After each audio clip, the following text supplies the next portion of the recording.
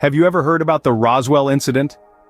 It all began in the peaceful rural area of Roswell, New Mexico, in early July of 1947. Some of the residents claimed to have seen something out of the ordinary. Strange lights flying overhead in the night sky. Imagine the tranquil stillness of the rural night being interrupted by these mysterious illuminations. The baffling sight left the townsfolk filled with curiosity and unease, their hearts pounding with a mix of excitement and apprehension.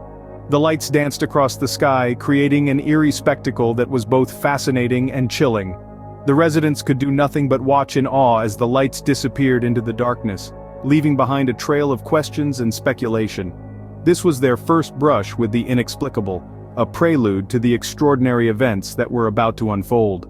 Little did the residents know, their lives were about to take an unexpected turn. Imagine waking up to find your ranch littered with strange metal debris. This was the reality for farmer Mac Brazel in the early hours of a July morning in 1947. The night before had been filled with turbulent storms, the sky ablaze with lightning and the air resonating with thunder. As dawn broke, Mac found his ranch scattered with peculiar fragments of metal, a sight that was as confounding as it was unsettling. These weren't just ordinary pieces of scrap, but remnants that bore no resemblance to anything he had ever seen. They were lightweight, yet incredibly durable, resisting any attempts to burn, break, or even bend them. This was no ordinary debris, this was something else. With the mystery deepening, Mac did what any concerned citizen would do. He contacted the authorities. The Air Force was soon on the scene, inspecting the puzzling fragments strewn across the ranch. Little did they know, this was just the beginning of a story that would grip the nation. And so, the mystery intensified. When the Air Force swooped in, things got even more complicated. The military response was swift. In early July 1947 they arrived at Mac Brazel's ranch, quickly cordoning off the area and collecting the strange debris. Their initial statement to the press was as bewildering as it was alarming. They claimed to have recovered a fallen flying disc, a term synonymous with UFOs. But the flying disc story didn't stick for long. Just hours later their narrative changed dramatically. The Air Force announced that the debris was not a UFO but rather the remnants of a weather balloon. This sudden shift in explanation raised more questions than it answered. Why the initial claim of a flying disc? Why the sudden retraction? And why a weather balloon of all things? This back and forth from the Air Force ignited a spark of intrigue that would fuel decades of speculation and investigation. But was it really just a weather balloon?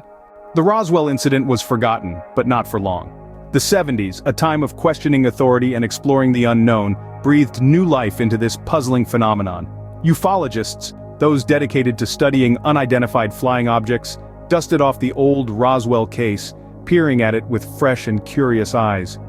They began to weave a tapestry of theories, as complex as they were fascinating. What if the debris found was not from a weather balloon, but from an extraterrestrial ship?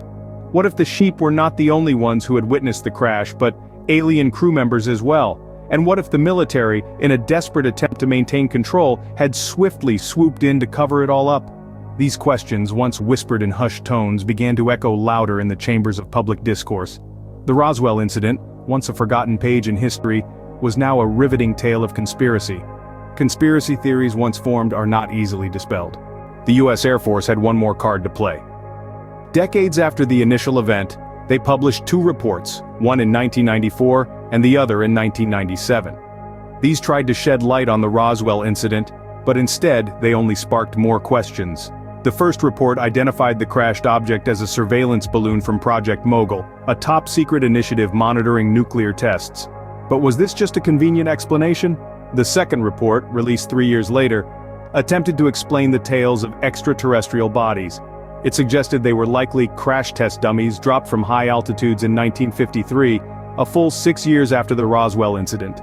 Yet, this explanation seemed to raise more eyebrows than it did provide answers. Despite these attempts by the Air Force to clear up the mystery, the intrigue surrounding Roswell persists. Many questions remain unanswered, and the theories continue to multiply. And so, the Roswell incident, shrouded in mystery, continues to captivate us all.